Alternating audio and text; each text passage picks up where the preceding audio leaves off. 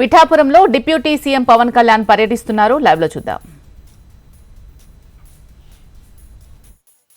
చేసిన స్టాల్ను తిలకిస్తారు. పుస్తకం అనేటువంటిది జీవితాంతం ఉండేటువంటి ఒక స్నేహితుడు. మంచి పుస్తకం మంచి స్నేహితుడు అన్నారు.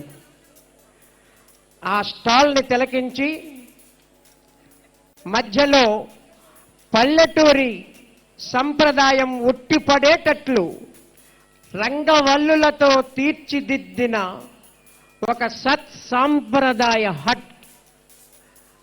సంక్రాంతి ముందుగానే వచ్చిన జిల్లా కాకినాడ జిల్లా.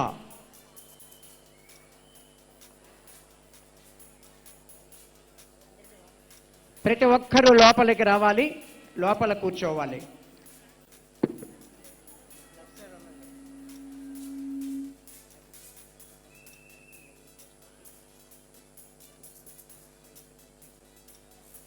ప్రతి ఒక్కరూ లోపల గ్యాలరీలోకి వచ్చి చక్కగా ఈ పక్క అంతా కూడా మీకు ఏర్పాటు చేసినటువంటి అంటే లేదనుకుంటున్నారు. అలాగే వచ్చిన వారు వచ్చినట్టుగా ఈ పక్కకు వచ్చినట్లయితే మీరు కూర్చోవడానికి చాలా అనుకువగా ఉంది, సౌకర్యవంతంగా ఉంటుంది. ఎవరూ నిలబడరాదు.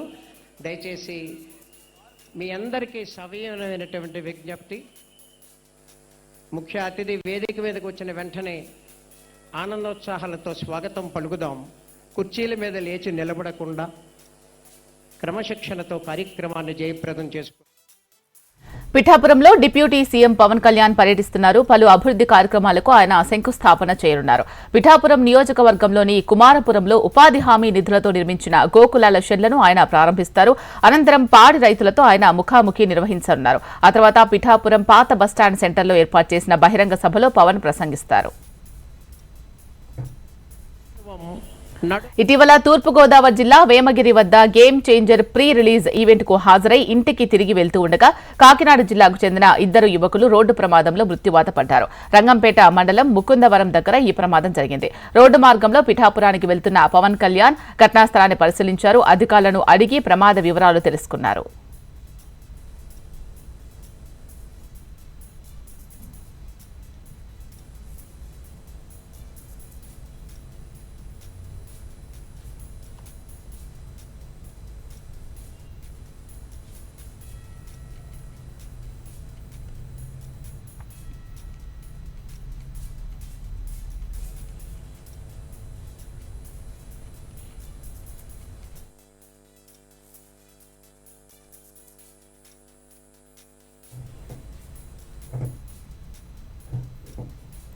పిఠాపురంలో డిప్యూటీ సీఎం పవన్ కళ్యాణ్ పర్యటన కొనసాగుతోంది. పలు అభివృద్ధి కార్యక్రమాలకు ఆయన శంకుస్థాపన చేయనున్నారు. పిఠాపురం నియోజకవర్గంలోని కుమారపురంలో ఉపాధి హామీ నిధులతో నిర్మించిన గోకులాల షెడ్లను ఆయన ప్రారంభిస్తారు. అనంతరం పాడి రైతులతో ఆయన ముఖాముఖి నిర్వహించనున్నారు. ఆ తర్వాత పిఠాపురం పాత బస్టాండ్ సెంటర్లో ఏర్పాటు చేసిన బహిరంగ సభలో పవన్ ప్రసంగిస్తారు.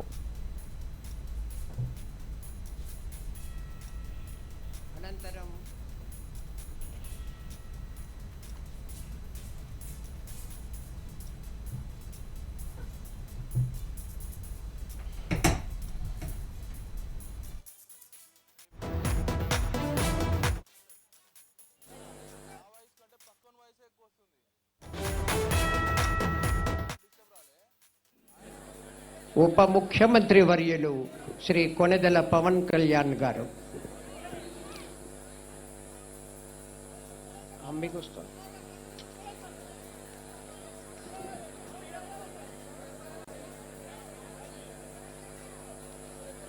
రాష్ట్రంలో పశు వైద్యశాలల్లో మందుల కొరత ఏర్పడకూడదని కూటమి సర్కార్ 27 పవన్ కళ్యాణ్ పర్యటనకు సంబంధించి బహిరంగ సభకు సంబంధించి పూర్తి సమాచారం అందించడానికి మా ప్రతినిధి చిరంజీవి సిద్ధంగా ఉన్నారు. చిరంజీవి, చెప్పండి, ఈ పర్యటనకు సంబంధించి పూర్తి సమాచారం. సభ ఎన్ని గంటలకు ప్రారంభం కానుంది?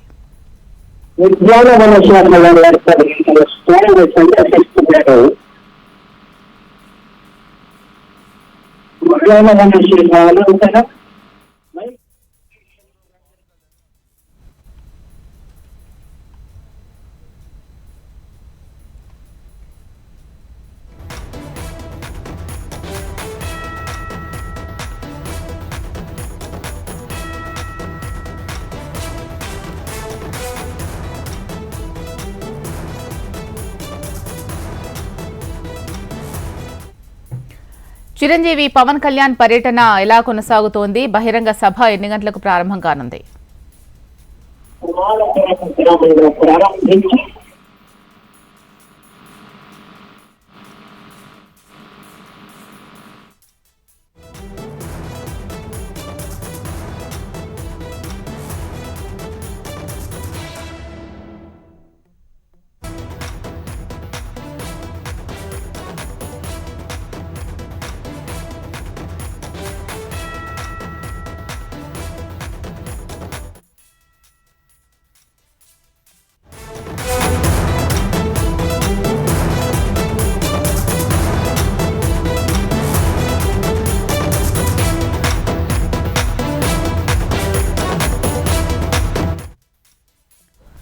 ఫార్ములా ఈ కార్ రేస్ కేసులో ఏసీబీ దూకుడు పెంచింది. హెచ్ఎండీఏ మాజీ చీఫ్ బిఎల్ఎన్ రెడ్డిని 3 గంటలుగా ఏసీబీ ప్రశ్నిస్తోంది. హెచ్ఎండీఏ నిధులను ఎఫ్ఈఓ కంపెనీకి బదిలీ చేయడంపై బిఎల్ఎన్ రెడ్డిని అధికారులు ప్రశ్నిస్తున్నారు. ఈ కేసులో ఏ3గా ఉన్న బిఎల్ఎన్ రెడ్డిని 2 రోజుల క్రితం ఈడీ అధికారులు కూడా విచారించారు. సుమారు 9 గంటల పాటు ఆయనపై ప్రశ్నల వర్షం కురిపించారు. ఫార్ములా ఈ కార్ రేస్ అగ్రిమెంట్ జరిగిన విధి విధానాలతో పాటు రేస్ నిర్వహణ కోసం రోడ్ల మరమ్మతులు, ఇతర కార్యక్రమాలకు హెచ్ఎండీఏ ఎంత ఖర్చు చేసింది అనే కోణంలో బిఎల్ఎన్ రెడ్డిని విచారించారు. అలాగే విడుదలైన నిధులు ఏ ప్రాతిపదికన జరిగాయి అనే కోణాల్లో ఈడీ ప్రశ్నించినట్టు తెలుస్తోంది. ఇప్పుడు ఏసీబీ ఆయనను విచారించనుంది. బిఎల్ఎన్ రెడ్డి స్టేట్మెంట్ ను రికార్డ్ చేయనున్నారు. ఫార్ములా ఈ కార్ రేస్ కేసులో ఏసీబీ దూకుడు పెంచింది. హెచ్ఎండీఏ మాజీ చీఫ్ బిఎల్ఎన్ రెడ్డిని 3 గంటలుగా ఏసీబీ ప్రశ్నిస్తోంది. దీనికి సంబంధించి తాజా సమాచారం మా ప్రతినిధి అమర్ అందిస్తారు. అమర్, శిలా, ఫార్ములా ఈ కార్ రేస్ లో ఏసీబీ ఇప్పటికే విచారణను ముమ్మరం చేసింది. ఇప్పటికే ఐఏఎస్ అరవింద్ కుమార్ తో పాటు మాజీ మంత్రి కేటీఆర్ ని కూడా విచారించింది. నిన్న కేటీఆర్ ని 6 గంటలకు పైగా కూడా ప్రశ్నించిన ఏసీబీ అధికారులు కీలకమైన సమాచారాన్ని కేటీఆర్ దగ్గర నుంచి రాబట్టారని చెప్పుకోవచ్చు. ఎందుకంటే ఫార్ములా ఈ ఆపరేషన్స్ అనేది నిర్వహణకు సంబంధించి హెచ్ఎండిఏ స్పాన్సర్షిప్ ఎందుకు ఉండాల్సి వచ్చింది, ఇవన్నిటికి సంబంధించి పూర్తి స్థాయిలో కేటీఆర్ అడిగి తీసుకున్న ఏదైతే అతని దగ్గర నుంచి ఇన్ఫర్మేషన్ కూడా తీసుకొని స్టేట్మెంట్ కూడా రికార్డ్ చేశారు. ప్రస్తుతం హెచ్ఎండిఏ మాజీ చీఫ్ ఇంజనీర్ అయినటువంటి బిఎల్ రెడ్డి కూడా వైపు విచారణ కొనసాగుతుంది. ఇప్పటికీ 3 గంటలు గడుస్తుంది. 3 గంటల నుంచి బిఎల్ రెడ్డికి సంబంధించిన విచారణ అనేది కొనసాగుతుందని చెప్పుకోవచ్చు.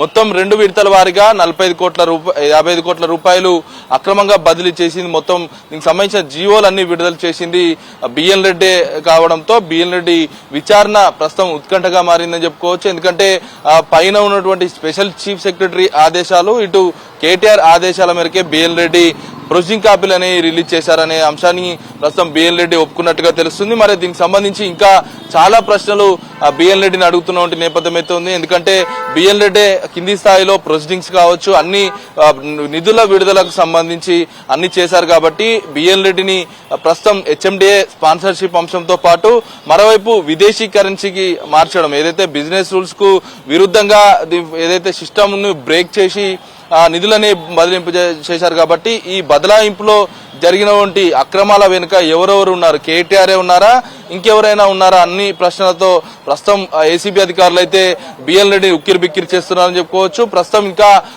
ఏదైతే దీనికి సంబంధించిన విచారణ అనేది ఇంకా కొనసాగుతుందని చెప్పుకోవచ్చు.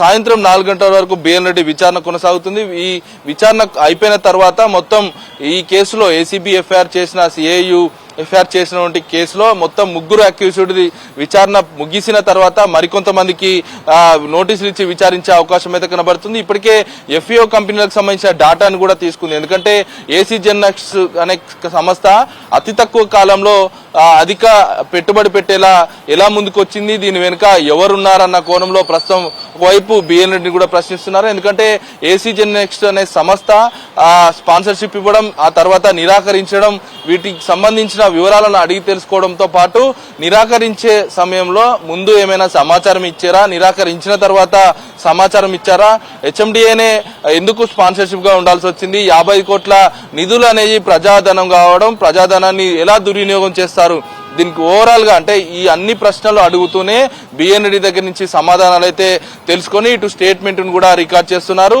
ఇంక సాయంత్రం 4 గంటల వరకు బిఎన్ రెడ్డి అయితే విచారణ అయితే కొనసాగనుంది. ఇద్దరి విచారణ అనంతరం మరికొంతమంది కీలకమైన వ్యక్తులకు రాజకీయంగా కావచ్చు అధికారులుగా ఉన్న వాళ్ళందరికీ కూడా మరికొంతమందికి ఏసీబీ అధికారులు నోటీస్ ఇచ్చే అవకాశం అయితే కనబడుతుంది. మొత్తం మీద ఓవరాల్ గా చూసుకుంటే బిఎన్ రెడ్డి ప్రొసీడింగ్ ఇచ్చారు కాబట్టి పాత ప్రొసీడింగ్స్ లో ఫాలో అయిన నిబంధనలు కావచ్చు, ఏదైతే ఎఫ్ఈఓ కంపెనీలకు బదిలీ అయినటువంటి డబ్బుల విషయంలో ప్రొసీడింగ్ కావచ్చు, వీటి రెండింటిని కూడా కంపారిజన్ చేసుకుంటూ ప్రస్తుతం ఏసీబీ అధికారులు బిఎన్ రెడ్డిని అడుగుతున్న నేపథ్యం అయితే ఉంది. ప్రస్తుతం బిఎన్ రెడ్డి విచారణ అనేది మొత్తం కేటీఆర్ ఒత్తిడితోనే చేశారనే అంశాన్ని ప్రస్తుతం ఏదైతే అరవింద్ కుమార్ ఒప్పుకున్నాడు, ఇప్పుడు బిఎన్ రెడ్డి కూడా ఒప్పుకున్నట్టుగా తెలుస్తుంది. మరి ఈ ముగ్గురి విచారణ కంప్లీట్ అయింది కాబట్టి మరికొంతమందిని అధికారులను విచారించి పూర్తిస్థాయిలో స్టేట్మెంట్ పూర్తి చేసిన తర్వాత ఏసీబీ అధికారులు కీలకమైన అరెస్టులు ఉంటాయని కూడా ఇప్పటికే సమాచారం అయితే ఉంటుంది. ప్రస్తుతానికైతే బిఎన్ రెడ్డి విచారణ ఇంకా కొనసాగుతుంది. Sheela, right, thank you Amar.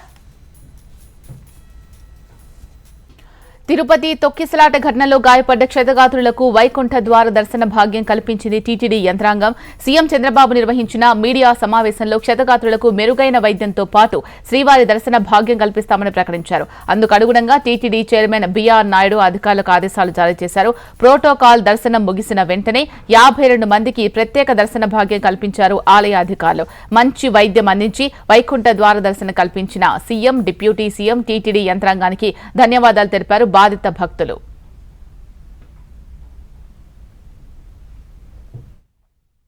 ప్రతి సంవత్సరం ఇలాగే ఇదే విధంగా వస్తున్నాం సార్.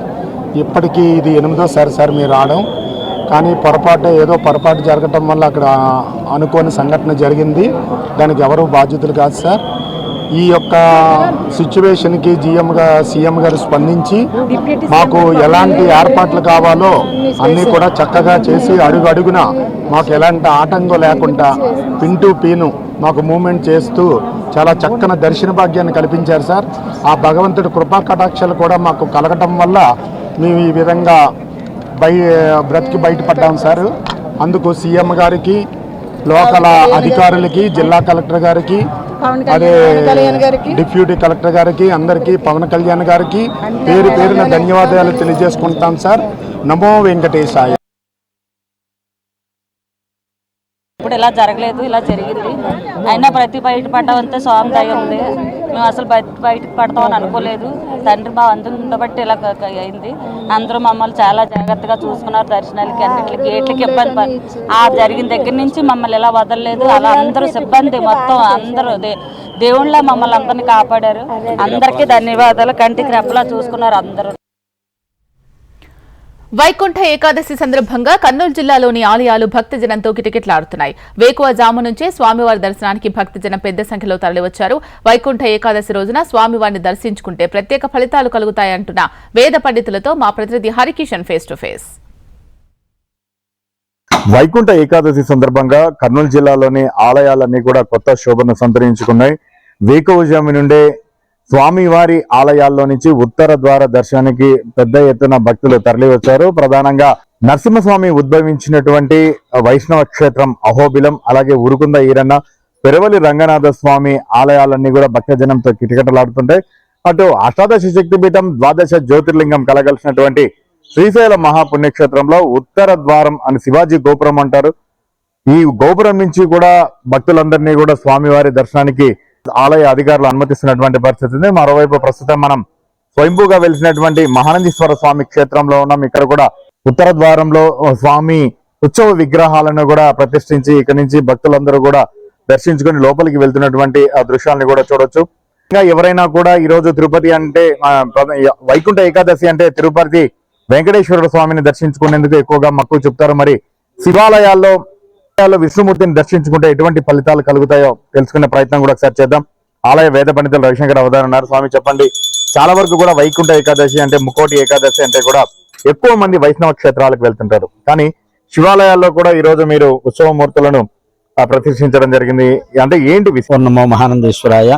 మనకి ఈ రోజు వైకుంఠ ఏకాదశి అనేటువంటి ఒక మహాపర్వదినం అనేటువంటిది ఈ రోజు రావడం జరిగింది. ప్రధానంగా మనకి వైష్ణవ సాంప్రదాయం ప్రకారంగా మహావిష్ణువు ఈ రోజు ముక్కోటి దేవతలతో కలిసి ఈ యొక్క ఉత్తర ద్వారంలో వేంచేసి ఉంటారు అని చెప్పేసి మనకి పూర్వం నుంచి కూడా మనకి సదాచారంగా వస్తుంది కాబట్టి ఈ రోజున ఈ యొక్క ఉత్తర ద్వారంలో స్వామి వేయించేయడం అనేటువంటిది మనకి ఆనవాయితీగా వస్తున్నటువంటి ధర్మశాస్త్ర ప్రకారంగా చేస్తున్నాము. అయినా ఇది ఒక శైవ క్షేత్రంగా ఉండడం అనేటువంటిది, ఇందులో రామాలయం కూడా ఉండడం అనేటువంటిది ఒక మహానంది క్షేత్రంలో విశేషం. ఎందుకంటే శివాయ విష్ణు రూపాయ శివరూపాయ విష్ణవే శివశ్చ హృదయం విష్ణు విష్ణుశ్చ హృదయం శివ అని మనకి శాస్త్రం చెప్తుంది. ఈశ్వరుని ఆరాధిస్తే మహావిష్ణువుకి సంతోషం, మహావిష్ణువుని ఆరాధిస్తే ఈశ్వరుడికి సంతోషం చెప్తారు. కాబట్టి అటువంటి శివకేశవులకి భేదం లేనటువంటి ఒక ఉత్తమమైనటువంటి క్షేత్రంగా ఉన్నటువంటి మహానంది క్షేత్రంలో మనకి రాముల వారు కోదండ రాముల వారుగా ఇక్కడ వెలసి ఉండడం అనేటువంటిది విశేషం. కాబట్టి అటువంటి కోదండరామస్వామికి ప్రత్యేకంగా మనం ఇక్కడ చూస్తున్నాం. సీతారామచంద్ర స్వామిగా అంటే వామాంక స్థిత జానకి అని అంటారు. అంటే స్వామివారి ఎడమ వైపు అమ్మవారు కూర్చొని ఉన్నటువంటి రూపంలో విశేషంగా ఆ యొక్క సీతారామచంద్ర స్వామి వారిని అలంకరించి తెల్లవారుజామునే ఈ ఆలయంలో ఉత్సవంగా వచ్చి ఇక్కడ ఉన్నటువంటి ఉత్తర ద్వారంలో స్వామి వారిని వేంచేయింపజేయడం అనేటువంటిది చాలా విశేషం. ఇటువంటి రెండు క్షేత్రాలు కలిసినటువంటి దర్శనం అనేటువంటిది ద్విగుణీకృతమైనటువంటి శుభాలని మనకి కలగజేసేటువంటిదిగా ఈ యొక్క మహానంది క్షేత్రంలో ఈ ఉత్తర ద్వార దర్శనం అనేటువంటిది మనకి మహాపుణ్యాన్ని కలగజేస్తుంది. అంటే మనకి ఈ రోజున మనకి సాధారణంగా ఆషాఢ శుద్ధ ఏకాదశి తొలి ఏకాదశి అంటాము. ఆ రోజున శయనంలోకి వెళ్ళేటువంటి మహావిష్ణువు ఈ రోజున ఉత్థాన ఏకాదశి అనేటువంటి ఈ రోజున స్వామివారు మేల్కొనడం అనేటువంటిది జరుగుతుంది. అంటే మనకి దక్షిణాయనమంతా కూడా దేవతలకి రాత్రి కాలంగా, ఉత్తరాయణం పగటి కాలంగా చెప్పబడుతుంది. కాబట్టి ఈ యొక్క పగటి కాలం మనకి ఇంకా 2-3 రోజుల్లో ఉత్తరాయణ పుణ్యకాలం ప్రారంభం అవుతుంది. కాబట్టి ఈ యొక్క ప్రారంభానికి ముందుగా వచ్చేటువంటి ఈ యొక్క ధనుర్మాస ప్రయుక్త ఏకాదశి రోజున ఈ యొక్క మహావిష్ణువుని ముక్కోటి దేవతలు కూడా సేవించడం అనేటువంటిది విశేషం. అందులో ప్రధానంగా ఏమిటి అంటే మనకి ఉండేటువంటి ఈ యొక్క సప్తలోకాలలో వైకుంఠ లోకం అనేటువంటిది ఉత్తర భాగంలో ఉంటుంది. మన భూమండలం మొత్తంలోకి మనం చూసుకుంటే గనక ఉత్తరం వైపున ఉండేటువంటి దాన్ని వైకుంఠం అంటారు.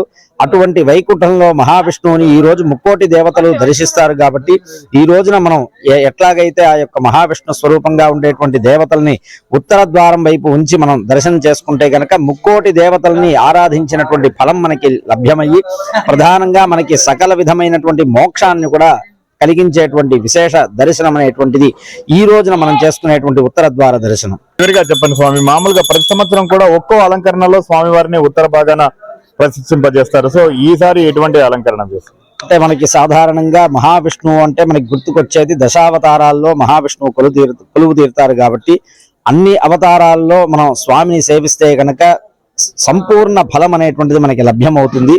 ఆ రకంగా ఈ రోజున స్వామివారు అట్లాగే సీతా రామచంద్ర స్వామిగా తన యొక్క తొడ మీద, ఎడమ తొడ మీద అమ్మవారిని కూర్చోబెట్టుకొని సీతారామచంద్ర స్వామిగా ఈ రోజున స్వామివారి అలంకారంలో కొలువు తీరడం అనేటువంటిది విశేషం. ధన్యవాదాలు స్వామి. సో మొత్తానికి మాత్రం వైకుంఠ ఏకాదశి పర్వదిన సందర్భంగా ఆలయాల కిల్లాగా ఉన్నటువంటి కర్నూలు జిల్లా సరికొత్త శోభను సంతరించుకుంది. ఆధ్యాత్మిక శోభతో అలరారుతోందని మాత్రం చెప్పుకోక తప్పదు. వేకోజాము నుండి పెద్ద ఎత్తున భక్తులందరూ కూడా తరలి వచ్చి తమ ఇష్ట దైవాలను దర్శించుకొని మొక్కులు చెల్లించుకున్నటువంటి పరిస్థితి కూడా ఉంది. మరోవైపు రాత్రి నుంచి కూడా ప్రతి ఆలయం కూడా విద్యుత్ దీపాలతో కొత్త శోభను సంతరించుకున్నాయి. ఇటు మహానందిలో మాత్రము శివునికి ప్రధానమైనటువంటి ఈ క్షేత్రంలో అలాగే రాముల వారిని కూడా ప్రతిష్ఠించి పూజించడం జరుగుతున్నటువంటి నేపథ్యంలో శివకేశవులకు భేదం లేదు అనే చెప్పేదానికి పరమార్థంగా ఈ క్షేత్రం ఉంటుంది. కాబట్టి ఈ క్షేత్రంలో స్వామివారిని దర్శించుకుంటే విశేష ఫలితం కలుగుతుందని చెప్పేసి కూడా వేద పండితులు సెలవిస్తున్నటువంటి పరిస్థితి అయితే తాజాగా ఉంది. కెమెరామెన్ పవన్ తో హరికిషన్, హిషం టీవీ, మహానంది, నంద్యాల జిల్లా. కరీంనగర్ జిల్లా సుందరగిరి శ్రీ వెంకటేశ్వర స్వామి ఆలయంలో ముక్కోటి ఏకాదశి సందర్భంగా స్వామివారిని భక్తులు అధిక సంఖ్యలో దర్శించుకుంటున్నారు. ఉదయం 5 గంటలకే ఉత్తర ద్వార దర్శనం కోసం భక్తులు బారుతీరారు. ప్రతి ఏటా ఏకాదశి రోజున సుందరగిరిలోని శ్రీ వెంకటేశ్వర స్వామిని భక్తులు అధిక సంఖ్యలో దర్శించుకోవడం పుణ్యప్రదంగా భావిస్తారు. దర్శనం కోసం వచ్చే భక్తులకు ఎలాంటి ఇబ్బందులు లేకుండా ఆలయ నిర్వాహకులు అన్ని ఏర్పాట్లు చేశారు. ఉదయం నుండే భక్తులు భక్తి శ్రద్ధలతో స్వామివారిని దర్శించుకోవడంతో ఆలయ పరిసరాలు భక్తుల రద్దీతో కిటకిటలాడాయి.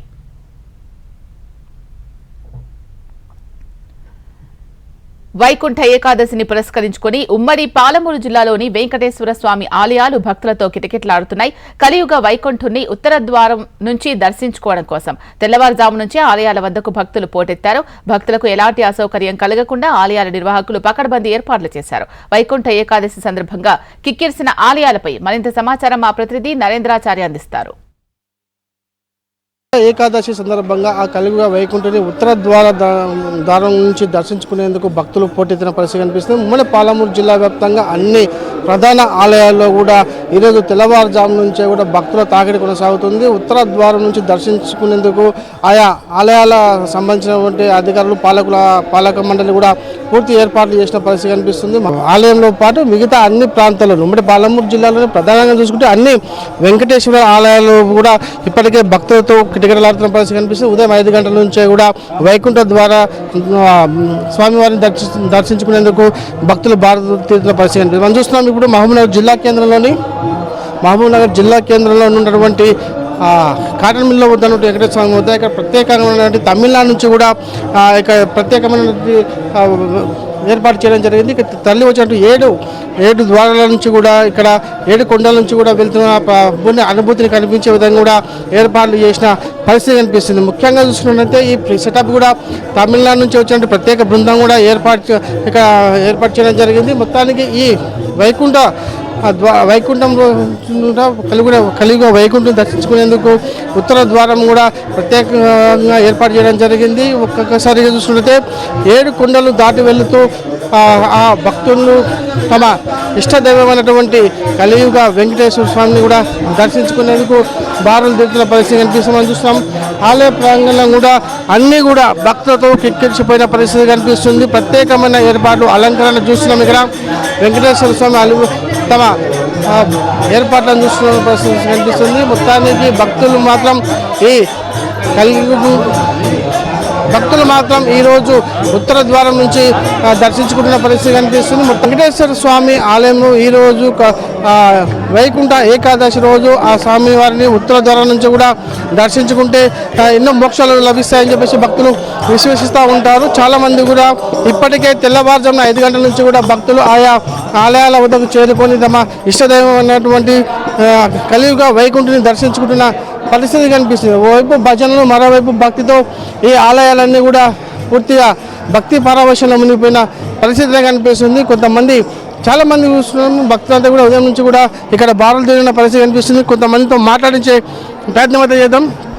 చెప్పడం ఎన్నిసార్లు ఇప్పటికి మీరు ఈ వైకుంఠం ఈరోజు మీరు దర్శించుకున్న పరిస్థితి ఉంది? మేము ఇది 2వ సారి రావడము, బాగుంది దర్శనం. ఈ రోజే దర్శించుకుంటే ఎలాంటి అనుభూతి ఉంటుందండి? ఈరోజు దర్శించుకుంటే బాగుంటుందని అంతే. ఇప్పటికీ 2వ సారి ఇది ఇక్కడ. మీరు చెప్పండి సార్, మీరు చాలా వరకు ఇప్పటికీ ఈ రోజు దర్శించుకుంటే ఎలాంటి అనుభూతి ఉంటుంది, ఎలాంటి మోక్షం వచ్చే అవకాశం? ఇక ముక్కోటి ఏకాదశి సాక్షాత్ ముఖ్య పరమేశ్వరులు అందరూ ఇక్కడే ప్రత్యక్షమై ఉంటారని మా కోరిక. పొద్దున్న వచ్చినా మళ్ళీ ఇప్పుడు వచ్చినా ఇది 3వసారి దర్శనం చేసుకోవడం అయింది. మాకైతే సాటిస్ఫాక్షన్, సంతృప్తి. అలంకరణ సంవత్సరానికి మాత్రం చాలా మార్పు వస్తున్నది ఇక్కడ. ఇంకా తెల్లారి మరి ఇంకా మారాలని కోరుకుంటున్నాం. ఈరోజు చాలా మంది వచ్చినట్లు కనిపిస్తుంది. ఏమన్నా ఏర్పాటు ఎలా ఉన్నాయి ఇక్కడ? బాగానే ఉంది, మంచిగా ఏర్పాట్లన్నీ బాగున్నాయి. డెకరేషన్లు అందరూ మంచిగా సహకరిస్తున్నారు, జనాలు కూడా మంచిగా సహకరిస్తున్నారు. ముఖ్యంగా జనాలు వైకుంఠ ఏకాదశి రోజు ఉత్తర ద్వారం నుంచి దర్శించుకుంటే మీకు ఏమనిపిస్తుంది? చాలా సంతోషంగా ఉంది. ఇట్లాంటి రోజు మళ్ళీ రాదనుకుంటా జన్మల. ఈ వైభవము, ఈ జనాలు, ఈ సంతోషము ఎల్లప్పుడు ఇట్లనే ఆశీర్వాదాలు ఇవ్వాలని దేవుడు కోరుకుంటున్నాను. ఇప్పుడు వస్తున్నారు 7 కొండలను ఏర్పాటు చేసినట్టు 7 కొండలు దాటి వస్తున్నట్టుగా ఏర్పాటు చేయడం జరిగింది. మీకేమనిపించింది? చాలా సంతోషం అనిపిస్తుంది. ఈసారి ప్రత్యేకంగా ఉంది కదా, స్పెషల్గా చాలా ఆనందంగా ఉంది. మనసు నిండా సంతోషం వస్తుంది. మీరు చెప్పండి, మీరు వాస్తవానికి ఇప్పుడు సంకల్పం అంతే, మనదేం లేదు. ఎలా అనిపిస్తుంది? తిరుపతికి పోయినట్లనే ఉంటుంది, ఇక్కడనే ఉంటుంది. ఇక్కడ కూడా అక్కడికి పోయి దర్శనం చేసుకొచ్చినట్లనే ఉంటుంది. ఈ వైకుంఠ ఏకాదశి రోజున తమ ఇష్ట దైవమైనటువంటి 7 కొండలని దర్శించుకోవడం, ఒక తిరుపతి వెళ్ళిన అనుభూతి కలుగుతుందని చెప్పేసి భక్తులు చెప్తున్న పరిస్థితి కనిపిస్తుంది. ఏదేమైనప్పటికీ ఉమ్మడి పాలమూరు జిల్లా వ్యాప్తంగా ఈరోజు అన్ని ప్రధాన ఆలయాలన్నీ కూడా భక్తులతో కిటకిటలాడుతున్న పరిస్థితి కనిపిస్తుంది. తమ ఇష్టదైవం అన్నటువంటి వెంకటేశ్వర స్వామిని ఉత్తర ద్వారం నుంచి కూడా దర్శించుకోవడం ఒక మనురానుభూతి, ఈరోజు మర్చిపోలేని అనుభూతిగా భక్తులు భావిస్తున్న పరిస్థితి కనిపిస్తుంది. ఇది తాజా పరిస్థితి. ఈరోజు శ్రీనివాసనందచారి, HM TV, మహబూబ్ నగర్.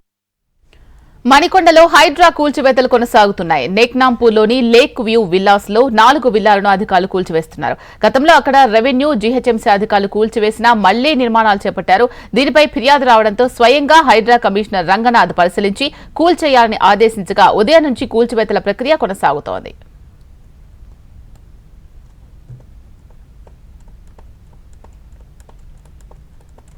కొత్త సంవత్సరంలో హైడ్రా తన దూకుడునైతే కొనసాగిస్తుంది. ఈరోజు మణికొండలోని నెక్నాంపూర్ చెరువు ఏదైతుందో ఆ నెక్నాంపూర్ చెరువు వద్ద ఉదయం నుంచి కూడా పూర్తి స్థాయి కూల్చివేత చేస్తుంది. ముఖ్యంగా నెక్నాంపూర్ చెరువు పరిధిలో విల్లాల్ని నిర్మించడం జరిగింది. ఆ బఫర్ జోన్ పరిధి ఏదైతే ఉంటుందో ఆ బఫర్ జోన్ పరిధిలో 4 విల్లాలను అయితే ఐడెంటిఫై చేయడం జరిగింది. మొత్తం ఈ ప్రాంతం మొత్తం కూడా లేక్ వ్యూ విల్లాలను అయితే ఏర్పాటు చేయడం జరిగింది. లేక్ వ్యూ విల్లాల్లో ఆ నెక్నాంపూర్ చెరువు పరిధిలో 4 విల్లాలు అయితే రావడం జరిగింది. ఆ బఫర్ జోన్ సంబంధించి ఏవైతే 4 విల్లాలు వచ్చాయో వాటి మొత్తాన్ని కూడా కూల్చివేస్తున్నారు. ఉదయం నుంచి కూడా తమ సిబ్బంది మొత్తాన్ని కూడా తీసుకురావడం జరిగింది. అలాగే స్థానిక పోలీసుల సహాయంతో వీటన్నిటిని కూడా కూల్చివేస్తున్నారు. మరొక 2 గంటల్లో పూర్తి స్థాయిలో కూల్చివేతలు పూర్తవుతాయనేది అధికారులు అయితే చెప్తున్న పరిస్థితి కనిపిస్తుంది. దీనికి సంబంధించి కూడా వాస్తవానికి ఇప్పటి వరకు కూడా 3 సార్లు జిహెచ్ఎం సంబంధించిన అధికారులు అలాగే హెచ్ఎండిఏకి సంబంధించిన అధికారులు వీళ్ళంతా కూడా గతంలో రావడం ఇక్కడ నిర్మాణాలు జరుగుతున్న సమయంలోనే వాటిని అడ్డుకోవడం జరిగింది. అయినప్పటికీ కూడా బిల్డర్ ఎవరైతే ఉన్నారో అతను నిర్మాణాలను మాత్రం ఏమాత్రం ఆపలేదు. పూర్తి స్థాయిలో నిర్మాణాలన్నింటినీ కూడా చేస్తూ రావడం జరిగింది.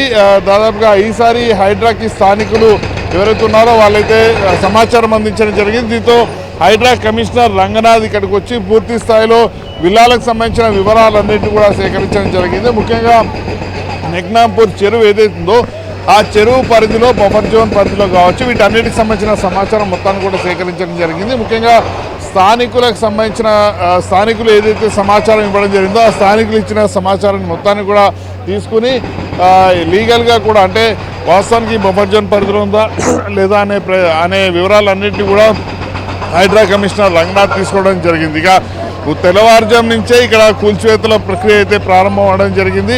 రీసెంట్గానే ఒక వారం రోజుల కిందటే ఇక్కడికి రంగనాథ్ వచ్చి ఒకసారి తనిఖీలు అయితే చేయడం జరిగింది. ఆ తర్వాత వెంటనే కూల్చివేతలకి నిర్ణయం అయితే తీసుకోవడం జరిగింది. ఇప్పుడు కూల్చివేతల తర్వాత నిర్మాణ వ్యర్థాలు ఏవైతే ఉంటాయో వాటన్నింటినీ తొలగించడానికి మరొక 2 రోజుల సమయం పడుతుంది అనేది కాంట్రాక్టర్లు ఎవరైతే ఉన్నారో వాళ్ళైతే చెప్తున్నారు. అలాగే ఇక్కడ ఎలాంటి ఘటనలు చోటు చేసుకోకుండా ముందు జాగ్రత్తలో భాగంగా పోలీసుని కూడా మోహరించడం జరిగింది. పోలీసులు పూర్తి స్థాయిలో ఇక్కడికి ఏ ఒక్కరిని కూడా రానియకుండా కూల్చివేతల ప్రక్రియను అయితే చేపట్టడం జరిగింది. వాస్తవానికి ఇప్పటికే దాదాపుగా 70కి పైగా పూర్తి స్థాయిలో నిర్మాణాలకు సంబంధించిన వివరాలన్నిటి కూడా ఇప్పటికే హైడ్రా అయితే సేకరించడం జరిగింది. ఆ సేకరించిన దాని ప్రకారమే కూల్చివేతలు కూడా ముందుకైతే వెళ్తున్నారని చెప్పాల్సి ఉంటుంది. వాస్తవానికి గతంలోనే న్యూ ఇయర్లో పూర్తి స్థాయి కూల్చివేతల ప్రక్రియ ఉంటుందంటూ కూడా చెప్పడం జరిగింది. అందులో భాగంగానే రీసెంట్గానే మాదాపూర్లో కూల్చివేతలు జరిగాయి. మాదాపూర్లో ఏదైతే 100 ఫీట్ రోడ్డు ఉందో అక్కడ అక్రమ నిర్మాణాలకు సంబంధించిన 5 అంతస్తుల బిల్డింగ్ని కూల్చివేయడం జరిగింది. వారం వ్యవధిలోనే అంటే కేవలం కొత్త సంవత్సరం వచ్చిన 10 రోజుల వ్యవధిలోనే 2 నిర్మాణ అక్రమ కట్టడాలను అయితే కూల్చివేయడం జరిగింది. మాదాపూర్ 100 ఫీట్ రోడ్లో ఒక నిర్మాణం కాగా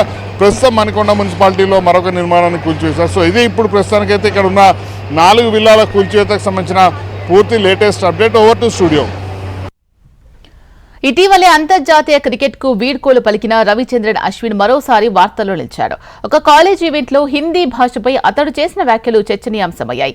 హిందీ జాతీయ భాష కాదని క్రికెటర్ అన్నాడు. చెన్నైలో జరిగిన ఒక ప్రైవేట్ ఇంజనీరింగ్ కాలేజ్ స్నాతకోత్సవానికి అశ్విన్ ముఖ్య అతిథిగా పాల్గొన్నారు. హిందీ గురించి అడగ్గా కొంతమంది నుంచి మాత్రమే సమాధానం వచ్చింది. అప్పుడు క్రికెటర్ దానిపై స్పందిస్తూ ఇక్కడ మీకు విషయం చెప్పాలి, హిందీ అధికారిక భాష మాత్రమే, జాతీయ భాష కాదు అని అన్నారు. Just going to throw it here. English. Okay. English students in the house, give me a A. Okay. Tamil. Okay. Hindi. Varavela Hindi. Okay. Ela sollam nancha adu nama national language illa adu official language ne. ఇవి ఇప్పటివరకున్న updates. చూస్తూనే ఉండండి HM TV. నమస్తే.